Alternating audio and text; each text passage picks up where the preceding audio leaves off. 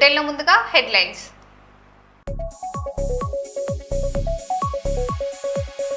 సింగరేణి కోసం జైలుకైనా సిద్ధం. రామగుండంలో కిషన్ రెడ్డి కీలక వ్యాఖ్యలు.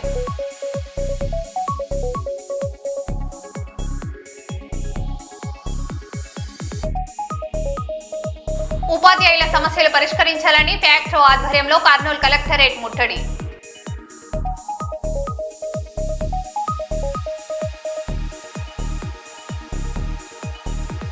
విద్యతో పాటు క్రీడల్లోనూ రాణించేలా విద్యార్థులను తీర్చిదిద్దాలి. కలెక్టర్ చాహద్ బాజ్పాయ్.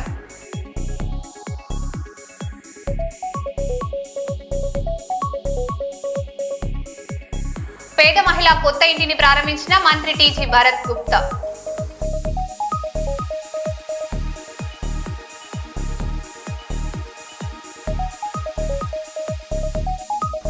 రిజిస్ట్రేషన్ సేవలు నిలిచిపోయాయి.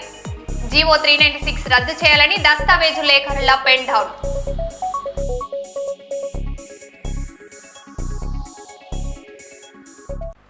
ఇక వివరాల్లోకి వెళ్తే, నంద్యాల ప్రజలకు ఉచిత క్యాన్సర్ వైద్య సేవలు అందించేందుకు మెగా క్యాన్సర్ వైద్య శిబిరం ప్రారంభమైంది.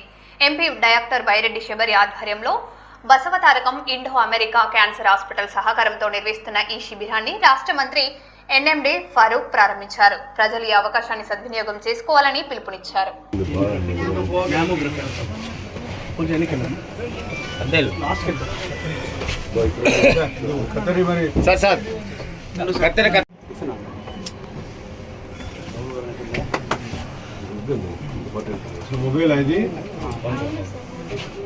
క్యాన్సర్ ఉందని చెప్పడం లేదు, ఎవరికి కూడా నిర్ధారణ కార్యక్రమాన్ని ఏర్పాటు చేయాలా అని చెప్పి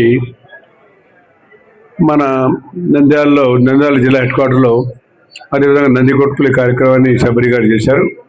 ఇదే కార్యక్రమాన్ని నంద్యాలలో పెట్టాలని చెప్పి కూడా నన్ను అడిగినప్పుడు మంచి కార్యక్రమం పెడదామమ్మా, ఎందుకంటే నంద్యాల జిల్లా హెడ్ క్వార్టర్ చాలామంది ఉన్నారు. గతంలో కూడా మనకు తెలుసు, మనం ఎక్కువగా జనాభా ఉన్నారు, మహిళలు కూడా ఉన్నారు. చాలామంది చెప్పుకోలేని పరిస్థితులు ఉంటారు, పేదవాళ్ళు ఉంటారు, శ్రామికులు ఉంటారు, కష్టజీవులు ఉంటారు. డబ్బుతో ఆరోగ్యానికి పరిచయాలు చేసుకోవడానికి ఇబ్బంది అవుతుంది. ఈరోజు ఇక్కడ మీరు టెస్ట్ చేసుకోవాలంటే దాదాపుగా 15,000 నుంచి 20,000 ఖర్చు అవుతుంది. మళ్ళీ హైదరాబాద్కి ఎక్కడికి పోయి డాక్టర్ దగ్గరికి పోయి ట్రీట్మెంట్ చూసుకొని దాన్ని మళ్ళీ సర్టిఫై చేస్తే ఎంత ఖర్చు అవుతుందో మీరు ఆలోచన చేయాలి.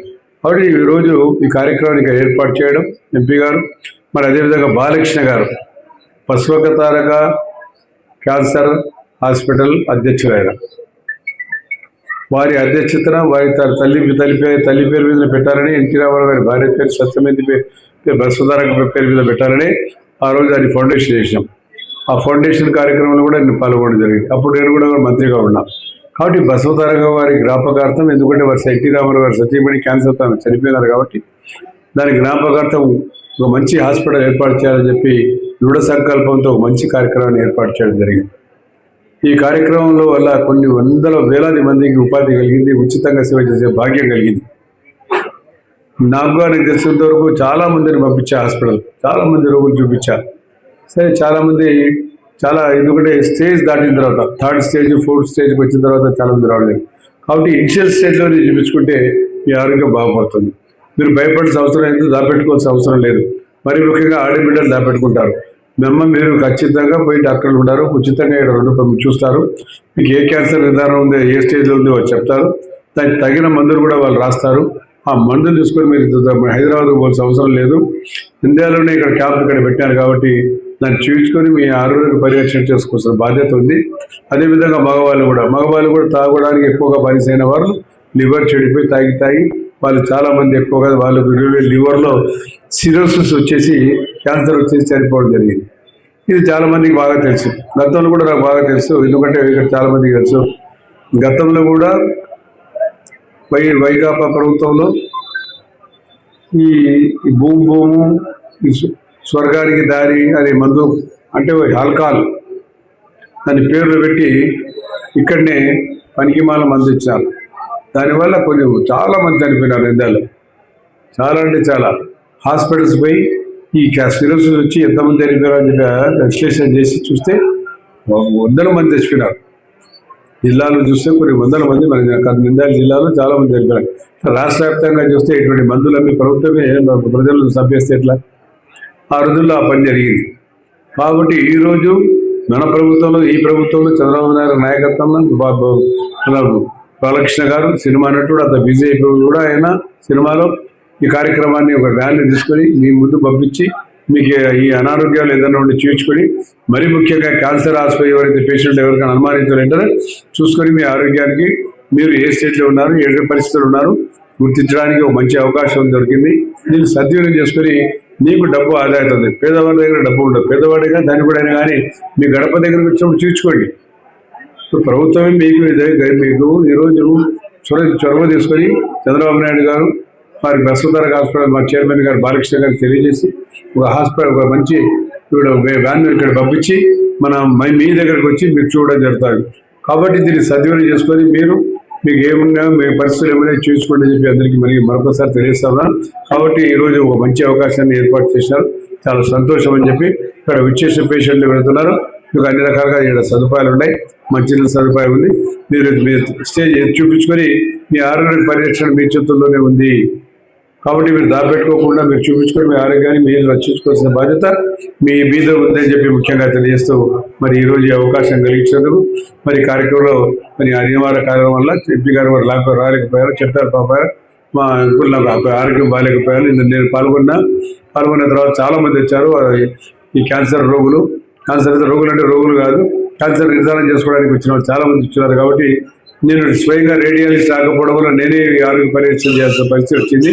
ఆమె కూడా రేడియాలజిస్టే, ఆమె కూడా ప్రజాసేవ చేయాలని రాజకీయ విషయం లేకుండా ఆమె ఎక్కడున్నా కానీ నెలకు జీతం 5-10 లక్షల రూపాయలు జీతం ఇస్తారు అమ్మాయికి. ఒకటి అమ్మాయి మరి ఈరోజు మనకి ఎంపీగా ఈరోజు కార్యక్రమం పాల్గొనకపోవడం చాలా సంతోషమని మరి అమ్మాయి డాక్టర్ అమీరమ్మ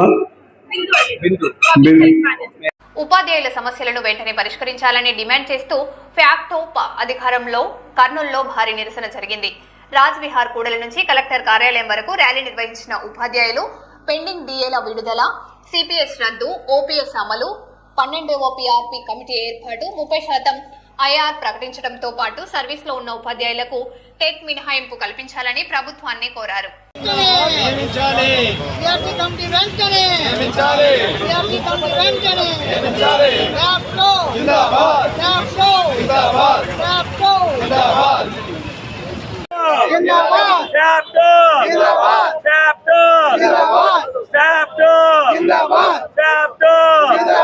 అపరిష్కృతంగా ఉన్న సమస్యలు వెంటనే పరిష్కరించాలి. అపరిష్కృతంగా ఉన్న సమస్యలు వెంటనే పరిష్కరించాలి. అపరిష్కృతంగా ఉన్న సమస్యలు వెంటనే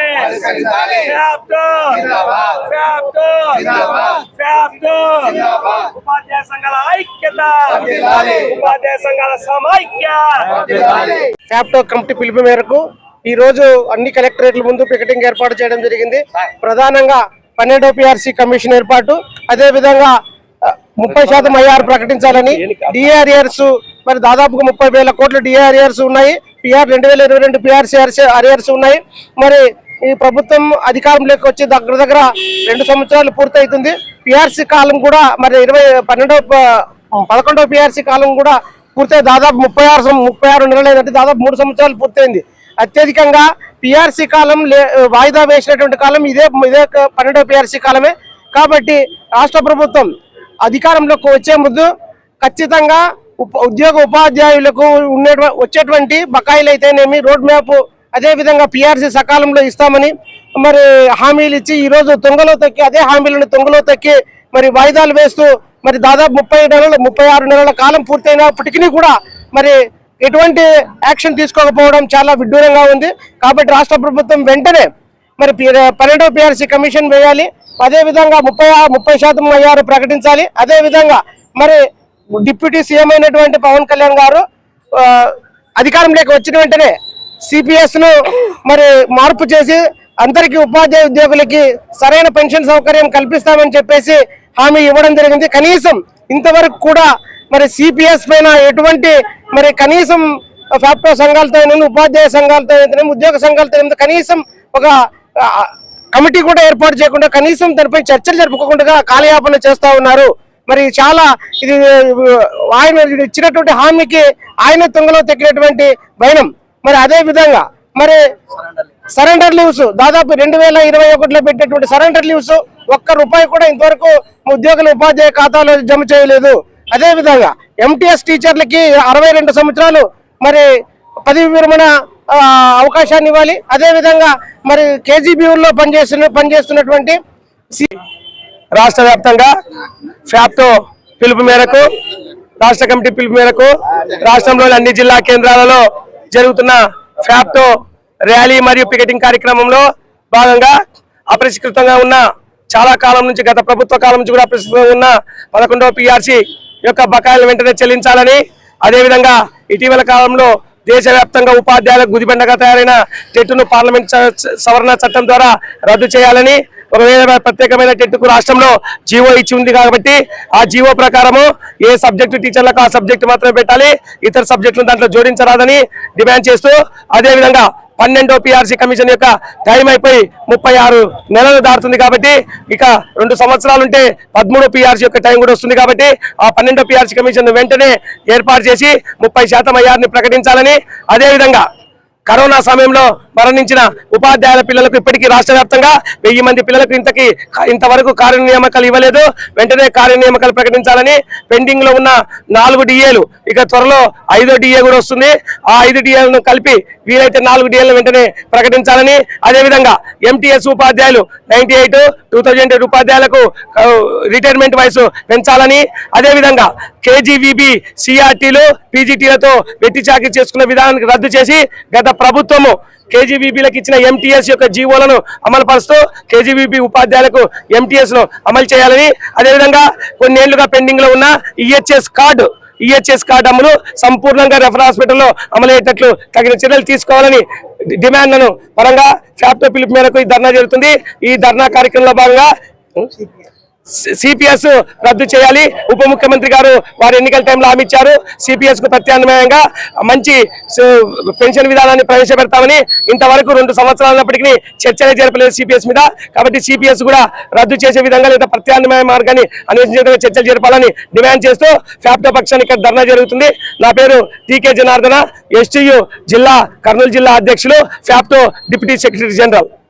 రష్యాలో సైనిక శిక్షణ సందర్భంగా జరిగిన ఓ ఘటన భారీ ఆయుధాల వినియోగంలో అప్రమత్తత ఎంతో కీలకమో మరోసారి గుర్తు చేసింది. హెలికాప్టర్ల కోసం రూపొందించిన శక్తివంతమైన రోటరీ మెషిన్ గన్ను నేలపై అమర్చి పరీక్షించే క్రమంలో తీవ్ర రీకాయిల్ ప్రభావంతో ఆపరేటర్ ఎగిరిపడగా అక్కడున్న వారు త్రుటిలో ప్రమాదం తప్పి నుంచి బయటపడ్డారు. సరైన అవగాహన లేకుండా భారీ ఆయుధాలను వినియోగించడం ఎంత ప్రమాదకరమో ఈ ఘటన స్పష్టం చేసింది.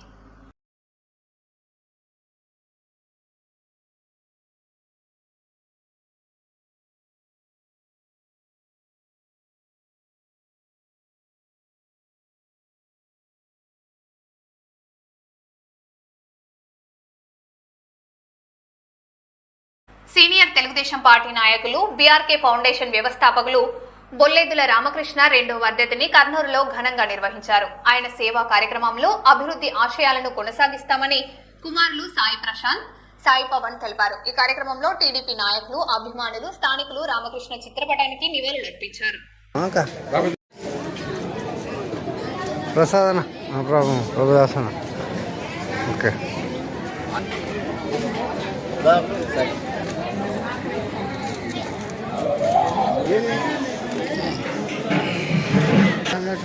లేదు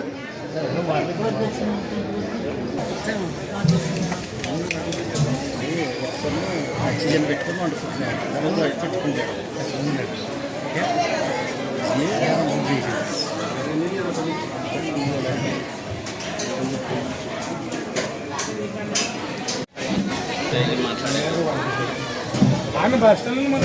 అదే ఆడికి వచ్చి కూర్చుంటాం. ఇంతకుముందు అప్పుడు ఆకళ్ళ మీదనే కూర్చుంటాం. మన బావా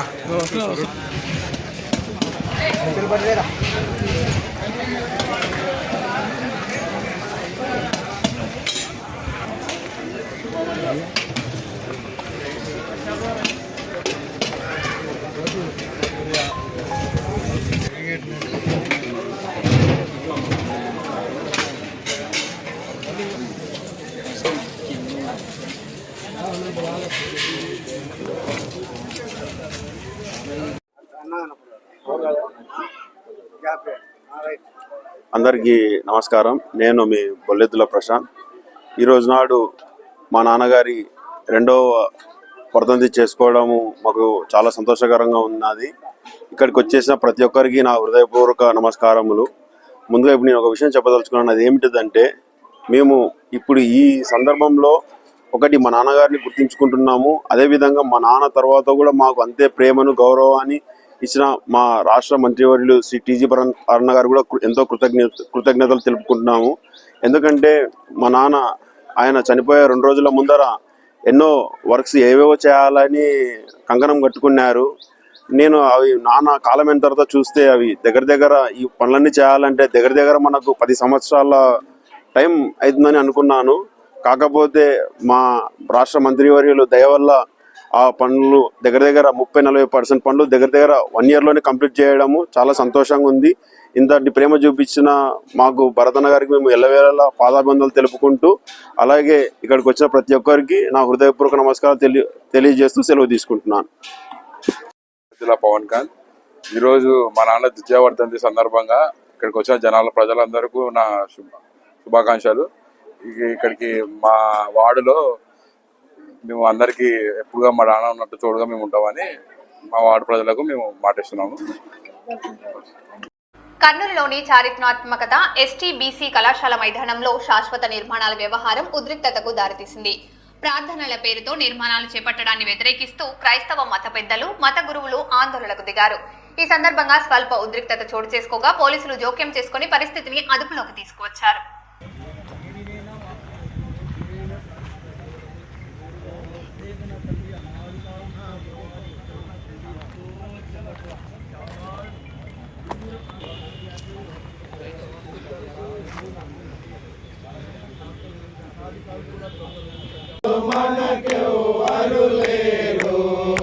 రాజులు మనకెవ్వరు లేరు, సూర్యులు మనకెవ్వరు లేరు, సైన్యములకు అధిపతి అయినా యెహోవాదే, యుద్ధము యెహోవాదే, యుద్ధము యెహోవాదే. గోడలు ముందున్న ఎర్ర సముద్రము ఎదురైనా, ఎరికో గోడలు ముందున్న ఎర్ర సముద్రము ఎదురైనా, అద్భుత దేవుడు మనకునగా భయమేలా మనకి.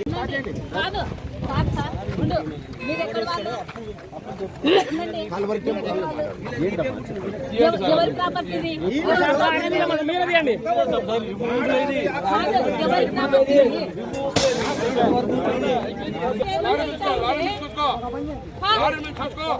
మీ ఆస్తులు ఏమైనా ఉంటే మీ ఆస్తులు ఏమైనా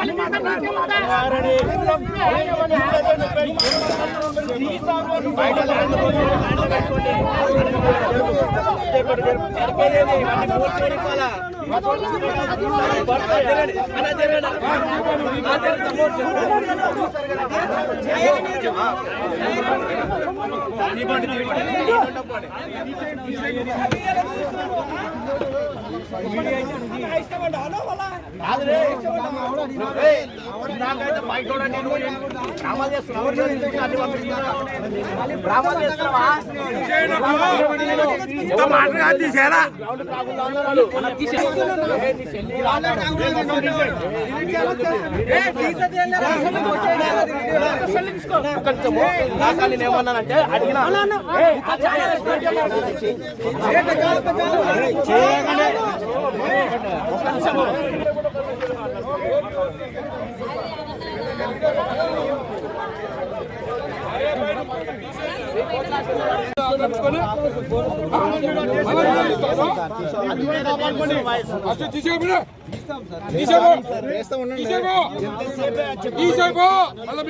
తీసారు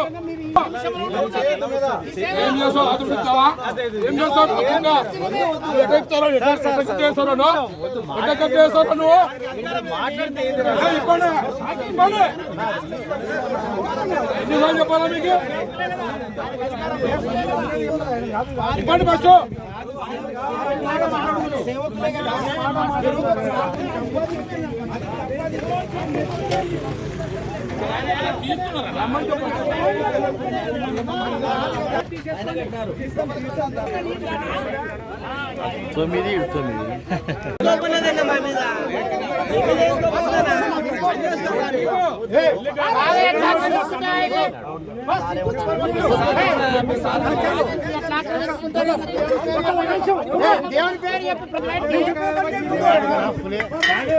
వాళ్ళ నాయన రమ్మి సార్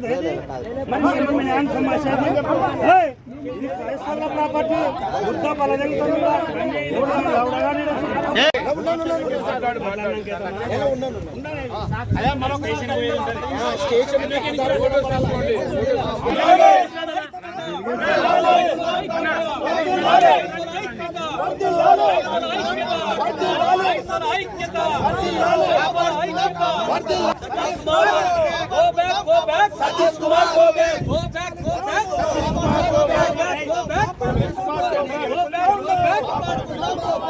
ఆక్రమణకు గురి అవుతున్న ఎస్టీపీసీ కాలేజ్ గ్రౌండ్ కాపాడుకుందాం, కాపాడుకుందాం. ఆక్రమణకు గురి అవుతున్న ఎస్టీపీసీ కాలేజ్ గ్రౌండ్ కాపాడుకుందాం, కాపాడుకుందాం. ప్రెసిడెంట్గా, కర్నూలు జిల్లా ప్రెసిడెంట్గా ఈ యొక్క ఎస్టీబీసీ కాలేజీ విషయంలో మీరు మరి సంఘ కాపర్లు, నాయకులు అందరూ వచ్చి మరి దినంలో జరిగినటువంటి పరిణామమైనటువంటి పరిస్థితిని బట్టి రాత్రి 8 గంటల ప్రాంతంలో ఈ యొక్క కల్వరి సతీష్ గారి యొక్క ఈ కార్యక్రమాన్ని రద్దు చేయాలని మరి అందరూ కలిసికట్టుగా ఈ రోజు వచ్చారు. మరి ఈ యొక్క కల్వరి సతీష్ ఈ యొక్క పరిణామాన్ని తీసివేసి కర్నూలు ఇది రాయలసీమ అనుకున్నటువంటి గుర్తు చేసుకొని ఎలాంటివి జరగనీయకుండా కర్నూలు అడ్డుకుంటుందని మరి సతీష్ కుమార్కి ఈ మీడియా ద్వారా తెలియజేస్తున్నాం. అలాగనే స్థానికంగా పరిపాలన చేస్తున్నటువంటి ఆరాడి సజీవరావు కొరకు కూడా మేము మరి మనవి చేస్తున్నాం. మరి ఎలాంటి హక్కు లేనటువంటి ఆరాడి సజీవరావు వయసులో పెద్దవాడిని ఇంతవరకు ఆయనకి ఇచ్చినటువంటి మర్యాదను బట్టి మరి మేము కూడా రేపటి నుండి మా సంస్థ తరఫున, మా అసోసియేషన్ తరఫున ఖచ్చితంగా మేము ఈ యొక్క చర్య తీసుకొని రేపటి నుండే మరి మేము ఒక రాకూడ్ స్కూల్లో ఒక ఆఫీస్, మేము టీబీసీసీ ఆఫీస్ ఏర్పాటు చేయాలని మేము తలంపు ఉన్నది. కాబట్టి మీడియా మిత్రులందరూ ప్రతి విషయానికి మీరు ముందుండి మమ్మల్ని ఎంకరేజ్ చేస్తూ మరి మీ ద్వారా మేము కూడా మరి ఆ రోజు తమిళనాడులో ఏ విధంగా అయితే జరిగిందో పరిణామము మరి ఆ విధంగానే ఈ యొక్క కర్నూలులో మంచి మరి తలంపుతో ఈ యొక్క ఎస్టీబీసీ గారిలో జరిగిన దౌర్జన్యాన్ని మరి జరగకుండా అడ్డుకునే ప్రయత్నంలో మనం ఉన్నాం. కాబట్టి మేమందరము మరి ఐక్యత కలిగి, క్రైస్తవులందరూ ఐక్యత కలిగి, పల్లె జనాంగాలు, సంఘాలను అందరిని ఐక్యత చేసి మరి ఇంకా దీన్ని ముందుకు సాగిపోయే రీతిగా మేమందరం కృషి చేస్తామని, మరి ఈ కృషికి మీరు కూడా మాకు తోడ్పడాలని మనస్ఫూర్తిగా మిమ్మల్ని అభినందిస్తూ మరి మాటలు మరి ఇద్దరితో ముగిస్తున్నాను. నా పేరు ఎన్ రత్నమయ్య, నాయకులు రత్నమయ్య, టీబీసీసీ కర్నూలు జిల్లా ప్రెసిడెంట్. కర్నూలు నగరంలో విషాదకర రోడ్డు ప్రమాదం చోటు చేసుకుంది. జాగింగ్ చేస్తున్న ఏపీఎస్పీ 2వ battalion head constable Varaprasad Reddy గుర్తు తెలియని వాహనం ఢీకొనడంతో ఫ్లైఓవర్ పై నుంచి కిందకు పడి మృతి చెందారు. ఘటనపై పోలీసులు కేసు నమోదు చేసి దర్యాప్తు చేపట్టారు.